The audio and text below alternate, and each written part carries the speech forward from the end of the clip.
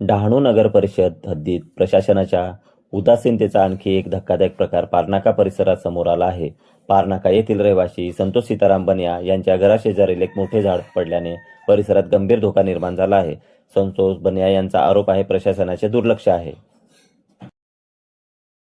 जुने झाड आहे हे आपला कलेक्टर माननीय आपले हे तहसीलदार ऑफिस, प्रांत ऑफिस, डहाणू नगर परिषद आणि आपलं फॉरेस्ट ऑफिस यांनासुद्धा मी हे पत्र दिलं होतं. गेल्या 3 महिन्यापासून हे प्रोसेस चालू आहे. मी प्रत्यक्ष नगरपालिकाचे CO साहेब यांनाही जाऊन भेटलो होतो, गुडदे साहेब. त्यांनी हे दुर्लक्ष घातलेलं आहे याच्यामध्ये, या प्रकरणामध्ये. आणि आज हे झाड अचानकपणे भर उन्हामध्ये हे झाड पडलं, अर्धी फांदी पडली. आणि हे बघा इथलं हे माझ्या घरावरती अर्धी फांदी बाकी आहे. तरी रात्रीच्या वेळेस आमचा पूर्ण परिवार इथे झोपतो.